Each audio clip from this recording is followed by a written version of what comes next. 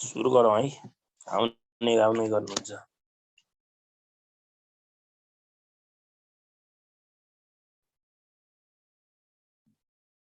Chapter 10 है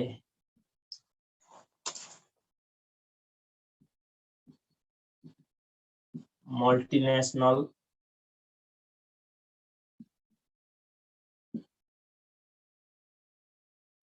corporate finance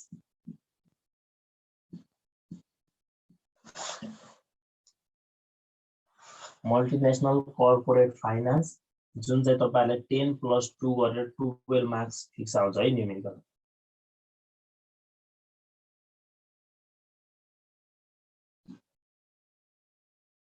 एकदम सजिलो लेसन हो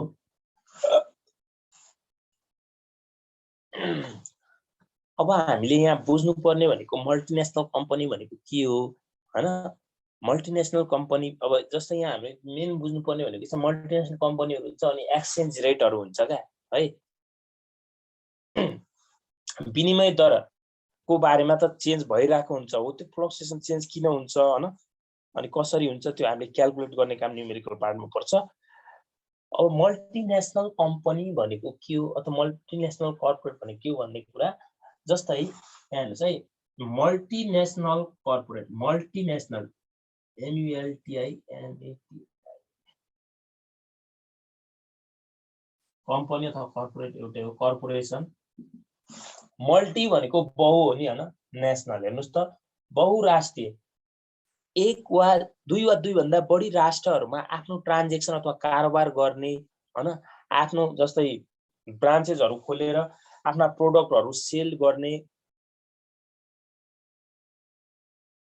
छरिएर रहेका हुन्छन् है आफ्नो मार्केटलाई जस्तै अब ग्लोबलाइज गर्नको लागि हैन अनि सेल्समा सेल्स प्रोड्युसको मात्रामा इन्क्रिज गर्नको लागि र आफ्नो प्रॉफिटको मार्जिनलाई इन्क्रिज गर्नको लागि मल्टिनेशनल कम्पनीहरुले दुई भन्दा बढी राष्ट्रहरुमा के गरिरहेका हुन्छन् आफ्ना ब्रान्चेसहरु कम्पनीहरुको ब्रान्चेसहरु खोलेर कारोबार गरिरहेका हुन्छन् है अब यहाँ नर्मली सिम्पली कुरा बुझ्दाखेरि मल्टिनेशनल कम्पनी भनेको त्यस्तो कम्पनी हेर्नुस् है multinational company that company which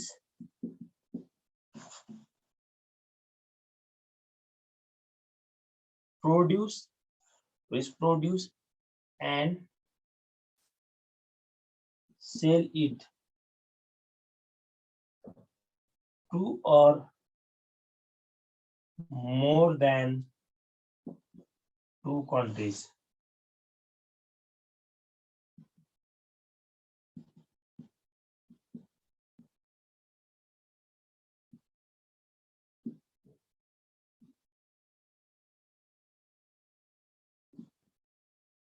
multinational corporation जस्तै इक्जाम्पलको लागि हेर्नुस् त कोका कोला पेप्सी हैन कोका कोला कम्पनीहरु भयो पेप्सी भयो हैन होन्डा मोटर्सहरु भयो हैन हो यिनीहरु एप्पल स्यामसङ हो यी कम्पनीहरु भनेका मल्टिनेशनल कम्पनीहरुका उदाहरण हुन् है र इक्जाम्पलको लागि तपाईहरुले लेख्न सक्नुहुन्छ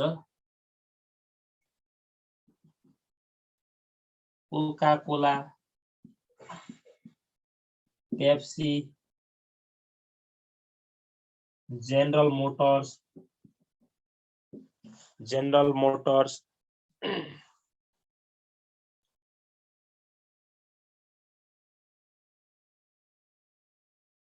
Toyota Ford etc यिनीहरु भनेका के हुन् त मल्टिनेशनल कम्पनीका उदाहरण हुन् है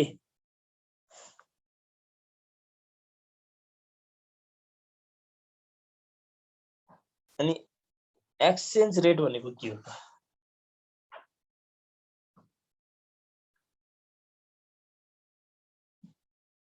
एक्सचेन्ज रेट भनेको विनिमय दर जस्तै हाम्रो नेपालको रुपी युवानले भारतीय कति हुन्छ सरी है आईसी 1 ले 1.6 एम्पियर हुन्छ नि, नेप्लिज करेन्सी हुन्छ कि हुँदैन? यो भनेको के हो त? विनिमय दर क्या, एक्सचेन्ज रेट भनेको। जस्तै $1 ले 120 नियरली 120 के हुन्छ? एम्पियर हुन्छ। यो कुराहरू एक्सचेन्ज रेटको कुराहरू है। एक्सचेन्ज रेट भनेको लेख्नु छ number of one currency can be number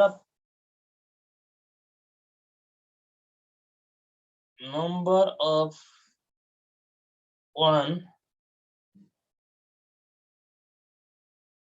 currency, number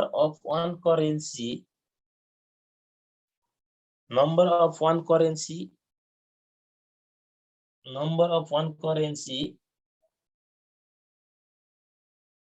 can be purchased. Number of one currency can be purchased with 1 unit of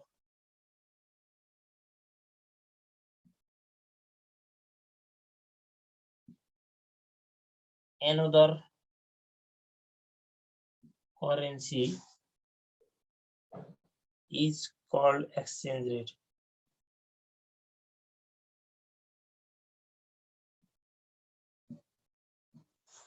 Exchange rate, RAT rate है।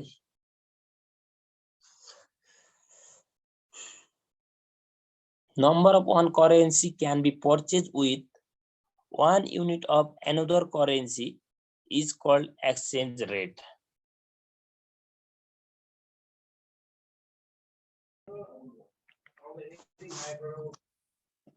Types of exchange rate.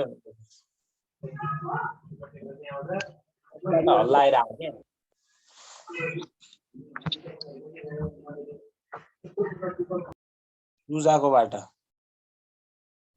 पढ्दाखेरि कम्तीमा त silent गर्नुस्। Types of exchange rate. कतिको class छुट्या छ? Class नलिनेले त के भन्न सकिन्छ?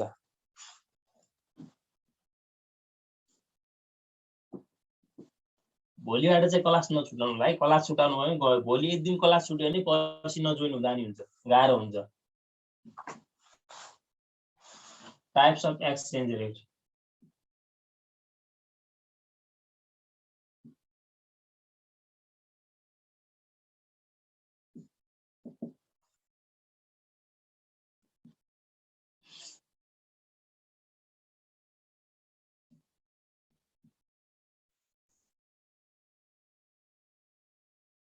स्पोट एक्सचेन्ज रेट, यसलाई हामी सर्टकटमा एसआर भन्छौँ। स्पोट एक्सचेन्ज रेट भनेको त्यस्तो रेट हो है जुन चाहिँ के हुन्छ अहिले फिलहाल अहिलेकै प्रेजेन्ट पिरियडमै के हुन्छ विनिमय दर भइरहेको हुन्छ है। स्पोट एक्सचेन्ज रेट भनेको र अर्को हुन्छ फरवर्ड एक्सचेन्ज रेट हुन्छ। फरवर्ड एक्सचेन्ज रेट भनेको चाहिँ फ्युचरमा चाहिँ कति हुन्छ है, एक्सचेन्जको विनिमय दर कति हुन्छ भन्ने कुरा सो गर्छ। स्पोट एक्सचेन्ज रेटले चाहिँ अहिले तत्कालको है। Exchange rate between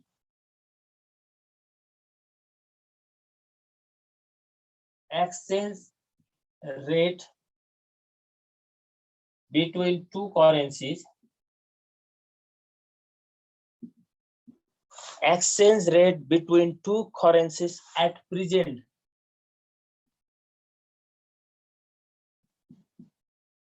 time period is called spot exchange rate.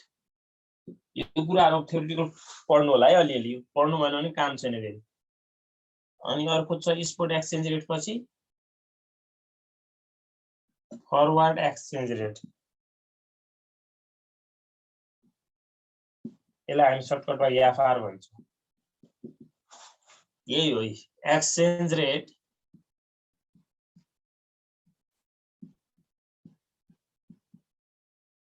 between two currencies for the future period.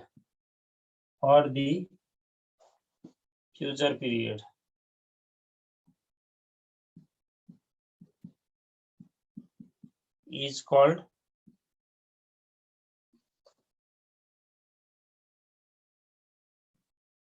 forward exchange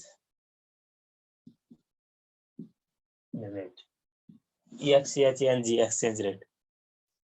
EXCHNGE है यी छुटेछ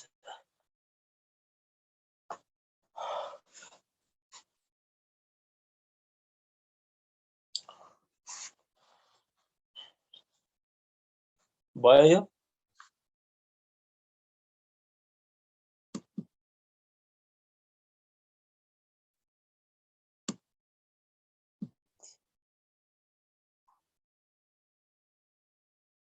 फरवर्ड एक्सचेन्ज रेट भने के रहेछ फरवर्ड एक्सचेन्ज रेट भने के रहेछ त भन्नुस् त एकजनाले दुईवटा करेन्सी बीचको फ्युचरमा फ्युचर पिरियडमा कति एक्सचेन्ज रेट हुन्छ भन्ने कुरा शो गर्दो रहेछ क्या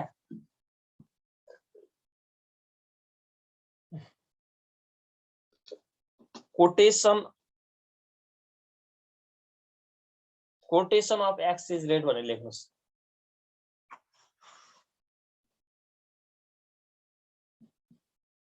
QOTTN quotation of exchange rate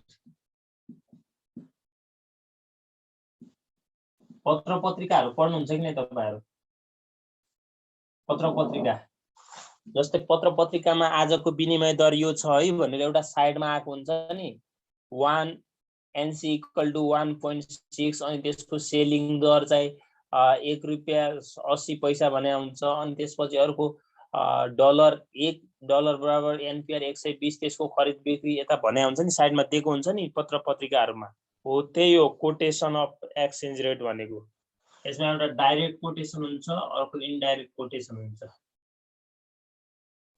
direct quotation र इनडाइरेक्ट कोटेसन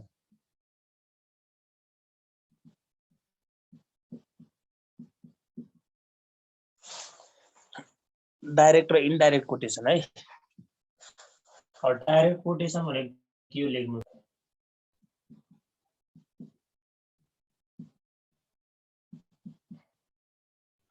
डाइरेक्ट कोटेसन भनेको त्यस्तो कोटेसन हो जसमा चाहिँ यहाँ हेर्नुस् है एउटा विदेशी डलर किन्नको लागि कति नेपाली करेन्सी चाहिन्छ भन्ने कुरा देखाउँछ क्या डाइरेक्ट कोटेसन यहाँ हेर्नुस् त नम्बर अफ होम यहाँ चाहिँ हामी होमलाई लोकल अथवा डोमेस्टिक कन्ट्री भन्दा पनि हुन्छ है डोमेस्टिक और local country number of home त्यसलाई के पनि भन्छ अरे लोकल अथवा डोमेस्टिक कन्ट्री पनि भन्छ नम्बर अफ होम अफ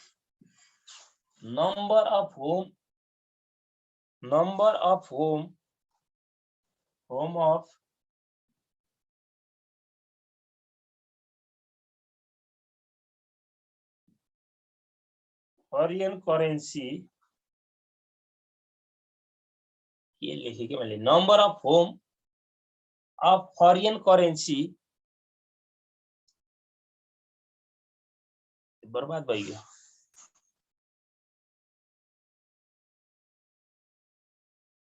यहाँ यस्तो हैन है नम्बर अफ होम अथवा डोमेस्टिक और local country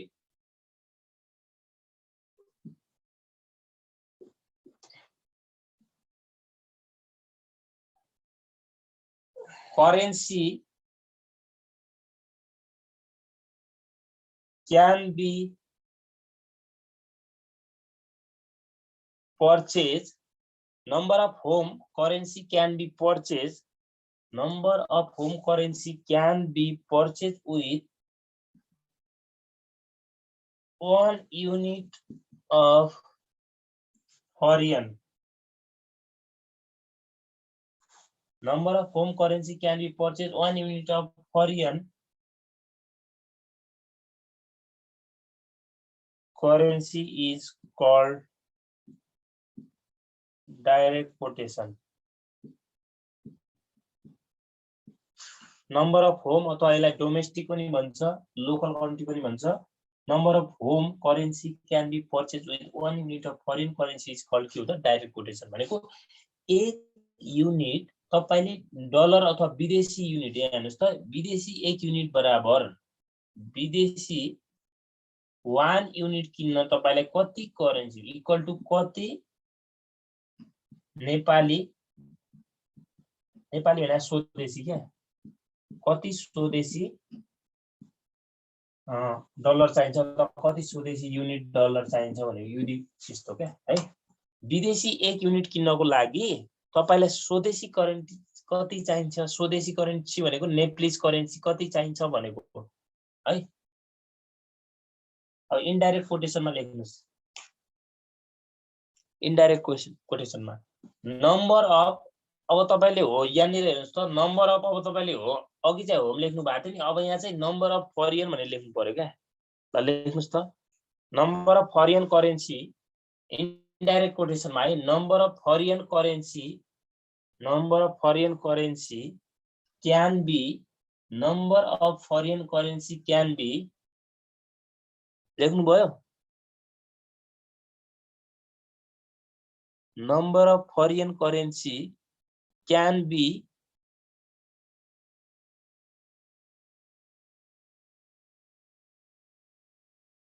purchase with 1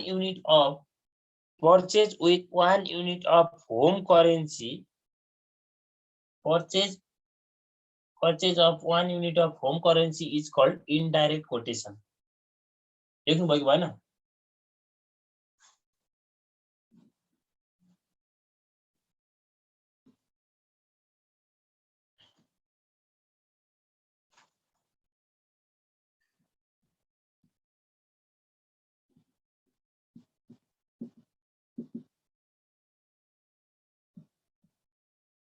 number of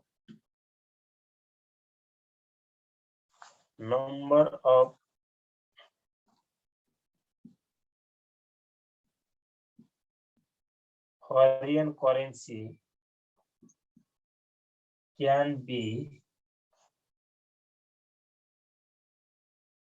purchased with 1 unit of home currency is called indirect quotation हेर्नुस् त 1 युनिट अफ के भयो त यहाँ होम करेन्सी त्यसको मतलब 1 युनिट डोमेस्टिक अथवा होम अथवा स्वदेशी बराबर कति युनिट विदेशी आउँछ भनेको क्या कति युनिट विदेशी भनेको यो निकाल्नु पर्यो यसमा 1 युनिट स्वदेशी पैसा बराबर कति युनिट विदेशी हुन्छ भनेको क्या त्यसको मतलब अब तपाईले डाइरेक्ट र इनडाइरेक्ट छुटाउन सक्नुहुन्छ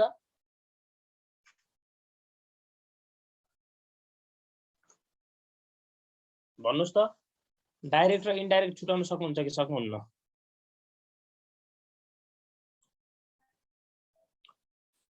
डाइरेक्ट र इनडाइरेक्ट छुटाउन सक्नुहुन्छ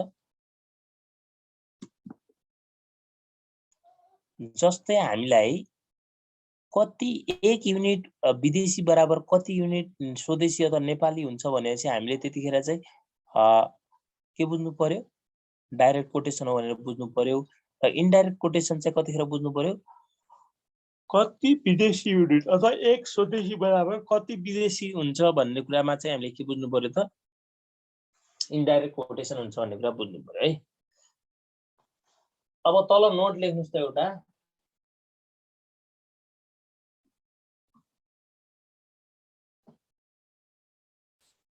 लजिक लाग्नु पर्छ है यसमा चाहिँ अलिकता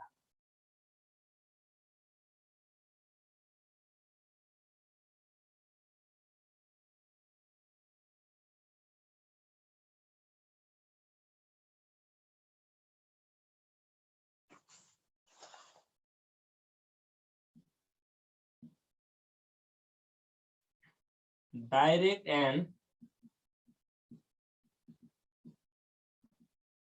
indirect quotation, direct and indirect quotation, direct and indirect quotation are reciprocal. Direct and indirect quotation are reciprocal to each other.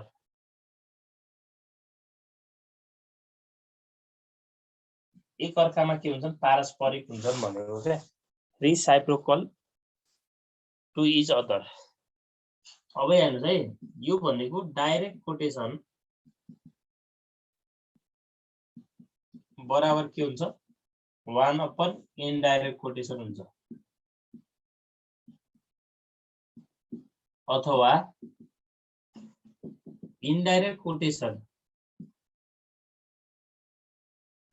Indirect quotation equal to के हुन्छ 1/, डाइरेक्ट कोटेसन हुन्छ नि होला यस्तो हो नि रिसाइक्लिकलको मतलब त यो बुझ्नुहुन्छ नि त हैन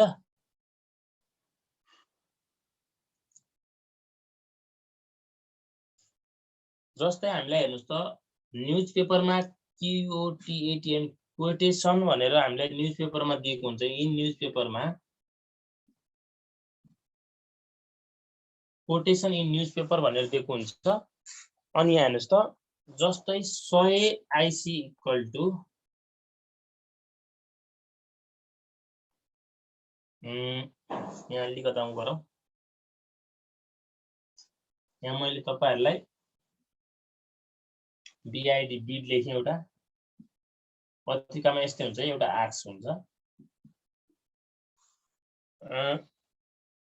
100 IC इक्वल टु बिड भनेको 160 भयो आर्क्स भनेको 160 रुपैयाँ 15 पैसा भयो ल यो NPR भयो है अनि एउटा US डलर इक्वल टु यहाँ चाहिँ 120 भयो यहाँ चाहिँ कति भयो 120 रुपैयाँ ल 80 पैसा भयो यो बिड भनेको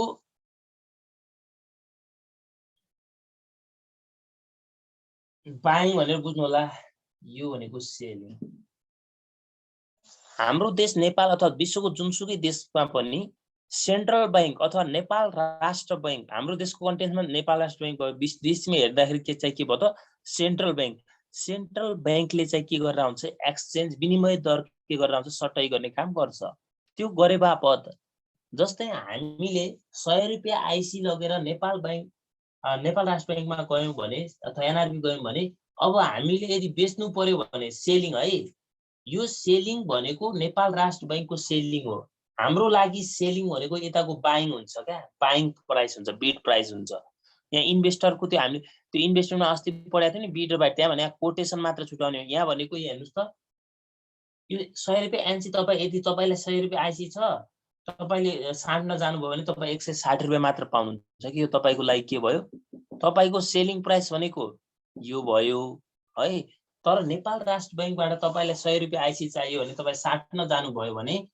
कति हुन्छ त 160 रुपैयाँ 15 पैसा उले लिन्छ भनेपछि केही प्रॉफिट मार्जिन त लिनु पर्यो नि त यहाँ कति मार्जिन छ 0.15 मार्जिन छ कि छैन 15 पैसा मार्जिन भयो नि त उसलाई प्रॉफिट हो यहाँ पनि हेर्नुस् त 1 डलर तपाईले यदि साट्न जानु भयो भने तपाई 120 पाउनुहुन्छ तर तपाईले हैन मलाई डलर चाहिरहेको छ हैन म डलर मलाई आवश्यक छ भने तपाई डलर साट्न जानुभयो 100 डलर साट्न जानुभयो भने तपाईले 0.8 को दरले 100 वटा डलरको एक्स्ट्रा पैसा तिर्नु पर्छ भनेपछि कति रुपैयाँ तिर्नु पर्यो त 80 रुपैयाँ गर्नु पर्यो एक्स्ट्रा पे गर्नु पर्यो यो भनेको नेपाल राष्ट्र बैंकको के हो त प्रॉफिट मार्जिन हो तपाईले सर्टकटमा के बुझ्नु होला भनेपछि बिड र आर्क्समा हामीले कुनै पनि मल्टिनेशनल कर्पोरेट पढुन्जेल तपाईहरुले कर्पोरेट भनेको एउटा फर्म अथवा कर्पोरेट हाउसहरु अथवा कर्पोरेट अर्गनाइजेसनहरुले तयार गर्ने तपाई एउटा कर्पोरेटको हैसियतले हिसाब गर्ने हो क्या है त्यतिखेर चाहिँ तपाईले यो सेलिङ प्राइस भनेको नेपाल राष्ट्र बैंकको यो बाइङ भनेको हाम्रो बेच्ने प्राइस हो भनेर बुझ्नु होला है त नर्मली कुराहरु बुझ्नु भयो कि न यहाँ भन्नुस् त अब यहाँ हेर्नुस् त डीलर प्रॉफिट और मार्जिन कसरी निकाल्नु पर्ला यसमा मलाई भनिदिनुस् त। डीलर प्रॉफिट हेर्नुस् है, फर्मुला यादै गर्नु पर्दैन के, अलिकता ट्रिक। डीलर भनेको नेपाल राष्ट्रको डीलर प्रॉफिट, प्रॉफिटलाई मार्जिन पनि भन्छ अथवा मार्कअप पनि भन्ला, एमएआरपी मार्कअप यस्तो पनि भन्छ है। एउटै कुरा हो, यो सबैको नाम एउटै हो। अब भनिदिनुस् त मलाई कसरी निकाल्छ होला अहिले प्रॉफिट मार्जिन, केबाट के घटाउँछ होला, आक्स प्राइसबाट घटाउँछ होला कि बिड प्राइसबाट घटाउँछ होला? प्रॉफिट मार्जिन कसरी आउँछ? खै त बोलेको तपाईले ट्रिक बुझ्नु भएन, आक्स प्राइसबाट घटाउनु परेन भने उले आफूले बेच्ने पैसाबाट घटाउनु परेन। यो भनेको नर्मली सेलिङ प्राइसबाट पर्चेजिङ प्राइस घटाएपछि प्रॉफिट आउँछ कि आउँदैन? तर यो लेख्ने हैन, यहाँ आक्स प्राइस माइनस बिड प्राइस भनेर लेख्नु तपाईले।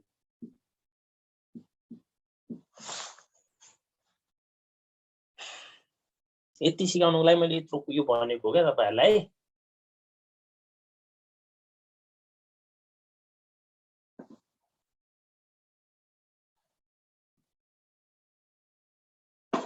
ल अब cross exchange rate,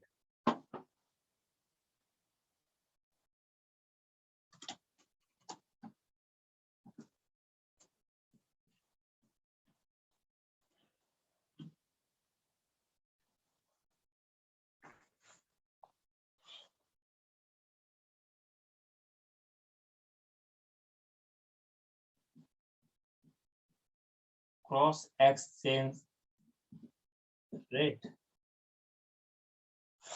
cross exchange rate,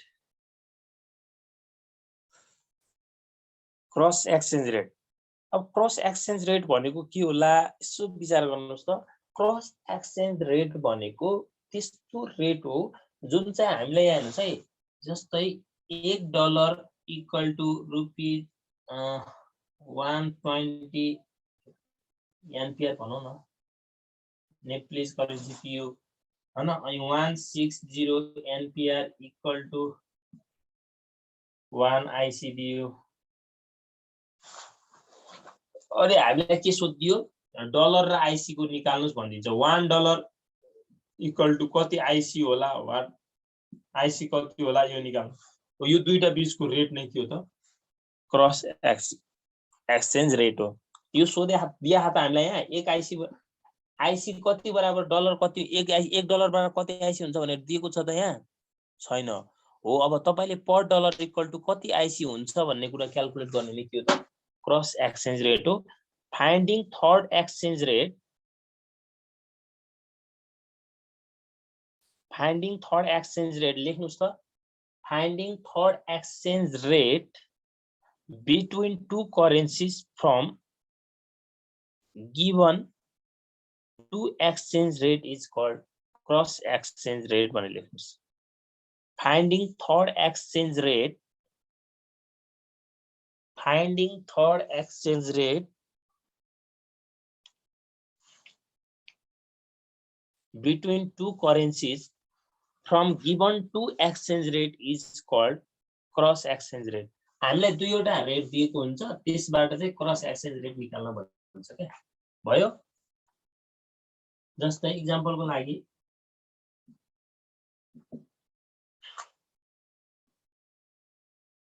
1 IC equal to 1.6 ampere भनेर मैले अघि। अनि ल पाउन्ड स्टर्लिङ भनौं, 1 पाउन्ड स्टर्लिङ इक्वल टु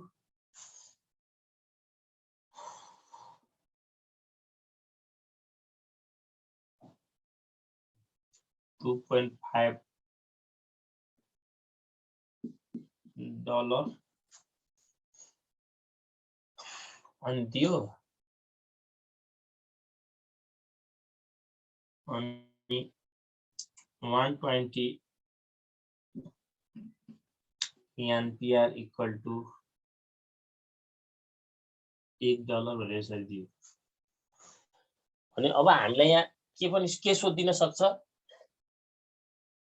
दुईटा मात्र लेख्दा हुन्थ्यो, 3 3 4 4 वटा आयो। दुईटा मात्र लेखौं न है, दुईटा मात्र लेख्नु। 120 डलर मात्र लेख्नु छ। यति सोध्यो हैन, यति दियो। कसको आटा उहाँलाई छ। अब हामीलाई के सोध्यो तल इक्जाम्पल हो एउटा हो find the exchange rate between IC and dollar भनेर सोध्यो। IC एन्ड DOLLAR डलर यसरी सोध्यो भने यहाँ हेर्नुस् है एक्सचेन्ज रेट र between and IC and dollar सोध्यो भने यो भनेको नि के हो त क्रस एक्सचेन्ज रेट हो भनेको क्या है क्रस एक्सचेन्ज रेट हो। अब कसरी क्याल्कुलेट गर्ने भन्ने कुरा दुईवटा मेथड छ। चेन रुल मेथड तपाईहरुले चेन रुल मेथडबाट गर्दा सजिलो होला। Chain rule method chain rule पढ्नु भएको थियो नि सबैले थाहा छ। चेन रुल भनेको चेन कसरी हुन्छ एउटा साइकलको अथवा गाडीको चेन हेर्नुस् त चेन भनेको सिधा हुनु पर्यो क्या भनेपछि यहाँ पनि के हुन्छ करेन्सी यस्तो हुँदै जान्छ चेनको जस्तै हुन्छ क्या है। क्रस एक्सचेन्ज रेट निकाल्ने दुईवटा मेथडहरु छ।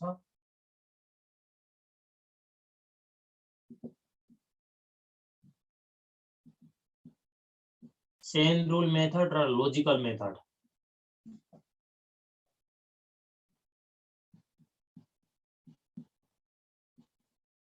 लजिकल मेथडलाई अल्टरनेटिभ मेथड पनि भनिन्छ। धेरै जसो बुकहरुमा यो लजिकल मेथड पनि युज गरे हुन्छ अनि यो चेन रुल भनेर तपाईले पहिल्यै पढिसकेकै कुरा हो त्यस्तै छ केही फरक छैन। चेन रुल मेथडबाट म तपाईहरुलाई फर्मुला बनाएर पनि सिकाउँछु डाइरेक्ट फर्मुला नबनाएर निकाल्ने पनि सिकाउँछु है।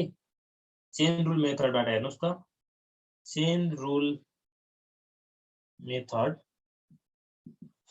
एमा चाहिँ हामीले के स्टेपिङहरु लिनु पर्छ। स्टेप 1 मा चाहिँ हिसाब गर्दाखेरि चाहिँ गर्नु पर्दैन अहिले हामीले यहाँ बुझ्दाखेरिको चाहिँ स्टेप है। Set hypothetical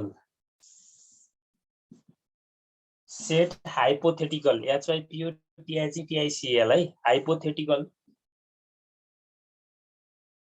exchange rate. Set hypothetical exchange rate जस्तै एक्जाम्पलको लागि हामीले मानौं let $1 equal to rupees x NPR rupees नलेखौं x NPR हुन्छ भनेर हामीले के गर्यौं लेट गर्छौं हो यस्तो गर्छौं भनेको क्या हाइपोथेटिकल एक्सचेन्ज रेट माने सेट हाइपोथेटिकल एक्सचेन्ज रेट है। अथवा तपाईले यहाँ IC लेख्दा पनि केही फरक हुँदैन NPR मान्नु भयो भने केही फरक भएन जुन दिएको छैन हामी त्यो मान्ने हो के एउटा। अनि स्टेप 2 मा सिधै अब एक्सचेन्ज रेट निकाल्ने exchange rate cross exchange rate है CROSS क्रस एक्सचेन्ज रेट लाई सर्टकट x डिनोट गरौँ माने हुन्छ हामीले x मानेका हुन्छ यहाँ माने हुन्छ नि त्यो एक्सचेन्ज रेट इक्वल टु अब PRODUCT प्रोडक्ट भनेको मल्टिप्लाई है product of right hand side divided product of left hand side. Time कति छ 5:11 ल एउटा एक्जाम्पल लेखिहाल्नुस् त मात्र यहाँ लेट NPR को ठाउँमा IC नै लेख्नुस् ल। एउटा एक्जाम्पल लेख्नुस् त लजिकल मेथडमा चाहिँ रिक्वायर्ड लजिकलको पनि लेख्दिनु ल मैले यहाँ लजिकलको पनि लेख्दिए लजिकलबाट 2 नम्बरको है लजिकलको डाइरेक्ट हामीले रिक्वायर्ड जस्तै एक्सचेन्ज रेट निकाल्दाखेरि नि एक्सचेन्ज रेट फर्मुला केही चाहिदैन है एक्सचेन्ज रेट भनेको रिक्वायर्ड करेन्सीलाई माथि राख्ने रिक्वायर्ड करेन्सीलाई अनि गिवन करेन्सीले भाग गर्दिने गिवन CURRENC करेन्सी आन्सर आइहाल्छ। कसरी आउँछ अहिले म एक्जाम्पलबाट बुझाउँछु ल एउटा एक्जाम्पल लेखिहाल्नुस् पहिला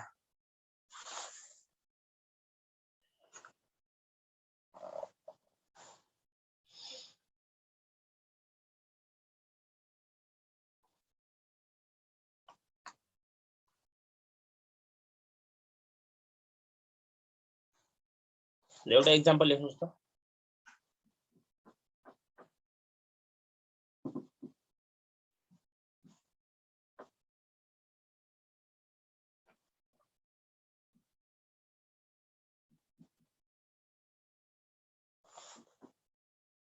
एक्जाम्पल 3 मिनेट मात्र टाइम छ है।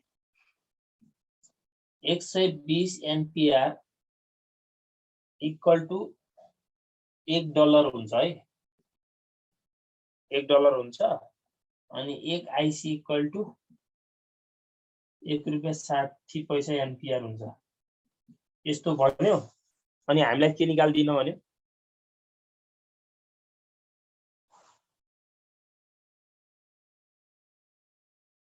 अनि हामीलाई के निकाल्दिन भन्यो,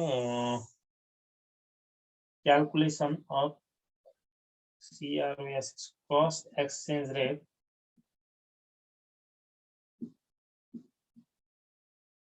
बिट्विन $1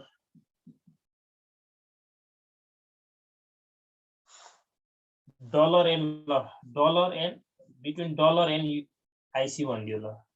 $1 and IC तपाईलाई यसरी दियो भने अब तपाईले डलर र आइसी को मध्ये जुनको निकाल्दा पनि केही फरक हुँदैन है। अब हेर्नुस् त हामीलाई $1 बराबर तपाईले मान्नु पर्यो। $1 बराबर x के हुन्छ तपाईले त्यो अघि गर्नु भएको थियो नि चेन रुलबाट। अब लेट मान्दिनु होला तपाईले let 1 DOLALL dollar equal to कति हुन्छ अरे x आइसी हुन्छ भन्नुभयो। तपाईहरु यहाँबाट अब तपाईको लेफ्ट ह्यान्ड साइड र राइट ह्यान्ड साइड स्टार्ट हुन्छ। राइट ह्यान्ड साइड स्टार्ट हुन्छ अनि अब तपाईले x आइसी इक्वल टु कति लेख्नु पर्यो $1 लेख्नुस्। अनि हेर्नुस् त यहाँ डलरबाट सुरु भएको चेन रुल जहाँ डलर छ त्यहाँ जाने माथि $1 छ माथि $1 इक्वल टु कति छ 120 एम्पियर छ। फेरि अब एम्पियर मा जाने हेर्नुस् 1.60 एम्पियर इक्वल टु कति छ त 1 आइसी छ। हेर्नुस् त आइसी बाट सुरु भएर आइसी मा अन्त्य भयो नि, यसलाई भन्छ के चेन रुल। आइसी मा अन्त्य भयो कि भएन। अब हेर्नुस् त तपाईले एक्सचेन्ज क्रस एक्सचेन्ज रेट निकाल्दाखेरिको फर्मुला के हो त अघि क्रस एक्सचेन्ज रेट निकाल्दाखेरिको फर्मुला के हो x इक्वल टु फर्मुला के हेर्नुस् त प्रोडक्ट अफ आरएचएच भने हैन लेफ्ट ह्यान्ड यो साइडको जो प्रोडक्ट गर्दिनुस्। प्रोडक्ट भने मल्टिप्लाई 120 मैले लेखिन है प्रोडक्टको फर्मुला लेखिन आफै फर्मुला नलेख्दा पनि हुन्छ। अब यताको के छ 1 * 1 मात्र छ यो x यता आइहाल्यो भनेपछि कति छ सरी 1.16 रहेछ नि त एउटा कति भयो त यो जति भयो त्यसलाई हामी आइसी भन्छौं। यो भनेको के भयो एक्सचेन्ज भयो के है। अब लोजिकलबाट पनि बनाउन मिल्छ। लोजिकलबाट अब आज टाइम छैन, टाइम त थियो टाइम जोडेपछि फेरि अब 40 मिनेट हुन्छ हैन। भोलि म फेरि यसको एउटा एक्जाम्पल गरेर तपाईहरुलाई लोजिकल मेथडबाट पनि फेरि यसबाट यो यसरी यो लेफ्ट ह्यान्ड साइड र राइट साइड यो गर्नु पर्दैन क्या, यसरी यो मान्नु पर्दैन। सिधा तपाईहरुले लेट $1 इक्वल टु यति x मान आइसी मान्नुभयो। अब आइसी बाट सुरु गर्ने यहीबाट स्टार्ट गर्दा हुन्छ। यसरी जाँदै हेर्दा बनाउन मिल्छ है। लोजिकलको म तपाईहरुलाई भोलि सिकाउँछु हुन्छ हुन्छ है।